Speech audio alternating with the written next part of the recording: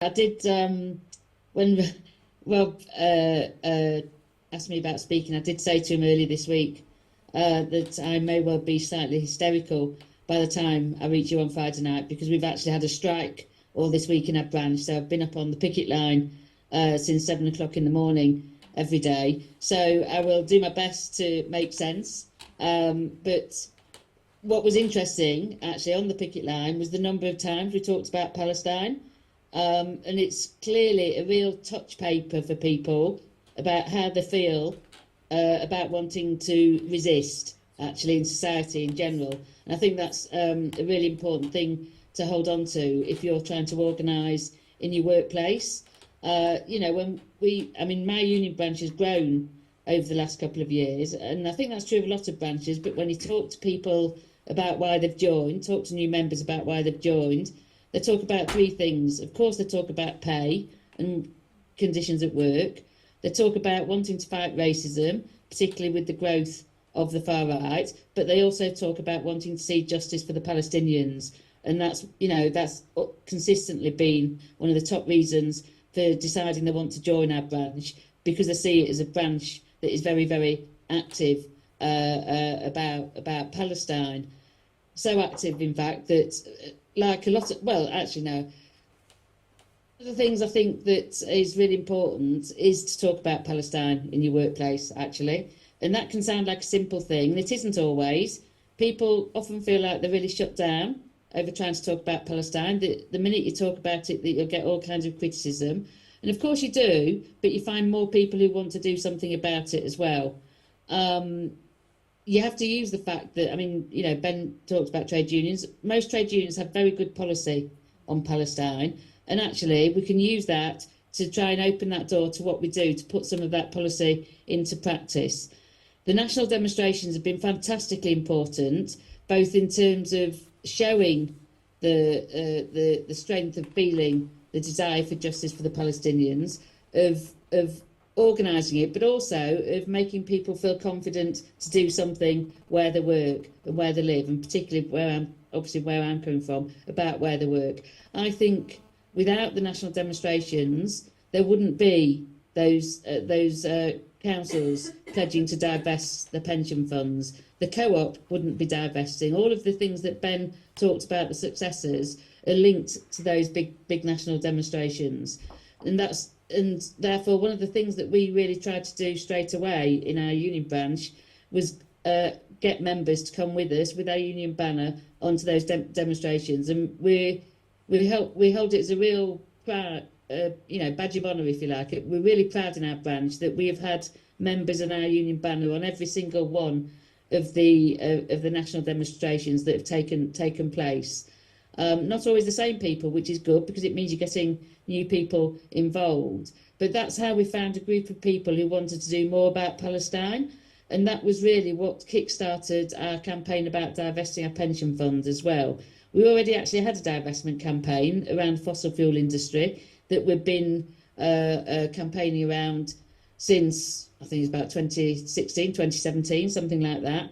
But obviously, the genocide in Gaza very quickly highlighted that we had to do more than divest around the fossil fuel industry. It obviously meant that we had to talk about wars, about occupation, the arms industry, about oil, all those questions. And therefore, we had started a campaign about having ethical investment of our money, that we weren't prepared to have the money that we put into it coming back to us when we retired, covered in the blood of Palestinians. Or indeed people from any war zone, any conflict zone. And we've been quite relentless about that, as isn't one of the councils that has pledged to divest yet. I suspect the fact that our MP is Keir Starmer, where we organise, means that the councils feel a certain amount of spotlight is put on them. But also, I think, some of them need to get a bit more of a spine, to be honest, about it, and to be a bit more principled about it as well. But we aren't giving up by any means on that. We have done deputations to pretty much all the pension committees. If we haven't done one, we've worked with the local PST and community campaigners to make sure that they're doing one, or we've done joint ones. We've done deputations by our retired members, we've done lobbies, we've, seen individual councillors. There's all kinds of things that we've done on that. But we've also done, for instance, a survey of our members, which was really interesting, because I was genuinely surprised by how many people said that they weren't signing up to the pension scheme because of where the investments lay, which is something that we can use as a real lever with the councillors, who say that the key thing is that people pay into the scheme. So there's loads of different ways we've done that. We've done fact sheets, we've done stickers, we've done everything to try and publicise the campaign. It did lead to, like a number of workplaces, we have a small number of Zionists in there. It did lead to them saying that we're more like a branch of Hamas than Unison, which is, ridiculously laughable. But again, that just made people more determined to keep on campaigning. We've done something on all the workplace days of action that have been called around Palestine, that were backed by the TUC, which again made it much easier to get people involved and make them feel confident. We had, the last one, we had Jess Barnard from PSC coming to do a meeting on the history of BDS, and what we could learn from other campaigns at it. We've done protests outside the council building. We've done all kinds of different things on those. Again, a chance to bring people together to talk about how we campaign and to actually do that campaigning. And we've also, at the most recent day of action around the arms factories, we had a delegation from work. A number of us took the day off work so we could go down to Kent to join the protest there with our union banner as well. And we thought that was a really important thing to do, actually, because it's the unions that organise in those factories have passed, again, good policy, but we thought it was really important that the people working in those factories could see that other trade unionists supported the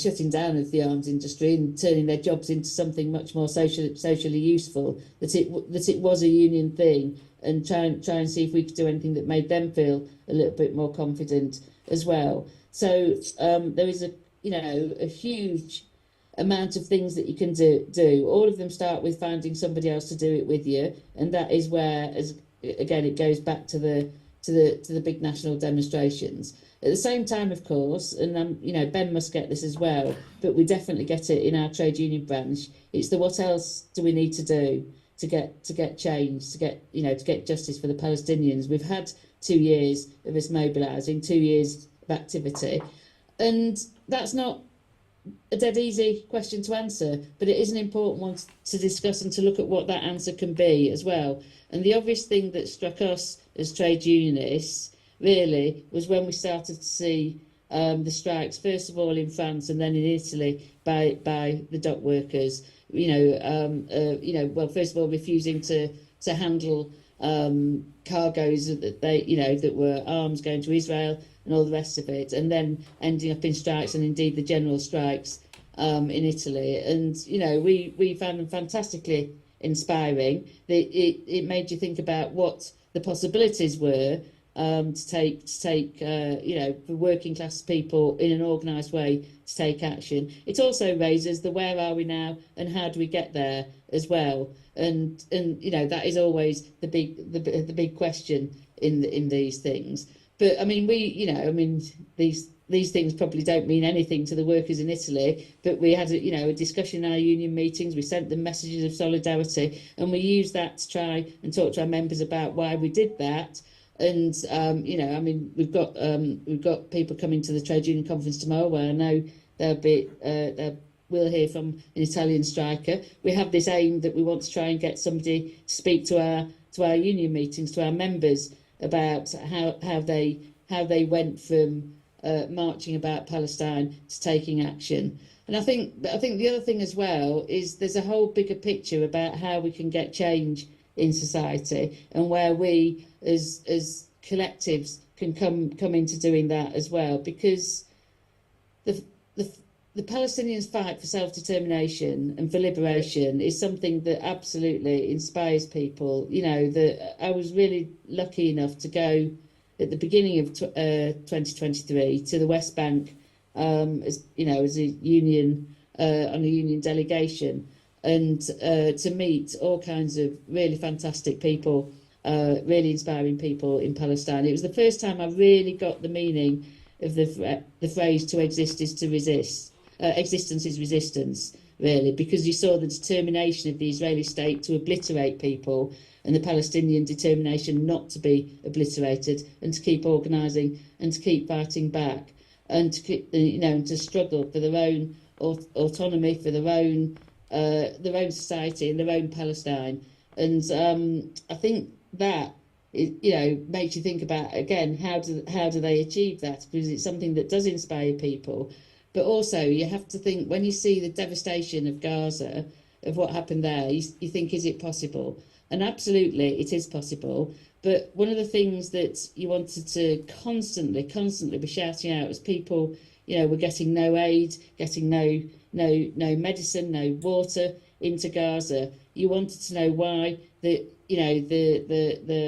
crossing at Rafah wasn't ripped open by the Egyptian people. Indeed, I mean, I'm not going to say the Egyptian government, because one of the things that you start to think of around the whole region is the roles of the other governments and what support they offer to the Palestinians. But given that that's lacking, you have to look at the roles of the people, the working class, the working people of those countries, and what they can do as well.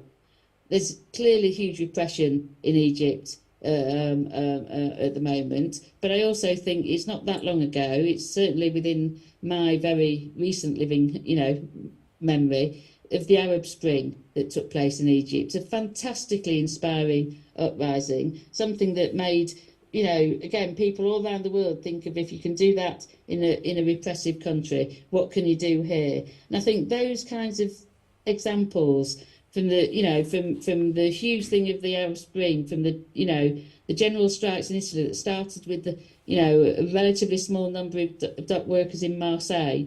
I think they have to be how we look at what we can do as trade unions specifically. Different people in different groups and different places in society can do different things. And as trade unionists, we have to look at how we can work towards emulating those kinds of actions and those kinds of activities, because they're the kind of things that can make huge changes in society and can often make them really, really quickly. So I think every time you think about what can I do at work about Palestine to in solidarity with the Palestinians, you might think, is it really worth putting that extra leaflet on a desk? Is it really worth persuading somebody to wear a badge into work, to wear a keffiyeh into work, to should we organise something on this workplace day of action? Is it worth getting people to get presumably from Dorset on a coach at stupid o'clock to come on a national demonstration? And I think absolutely every single one of those things is worth doing, because they are all little bits of the I don't know what you call the small things, but they are all parts of the mosaic, if you like, that makes up that big picture of how can we resist and how we can fight for a better society in general, but specifically for a world where the Palestinians, as Ben says, can be free and can determine their own future.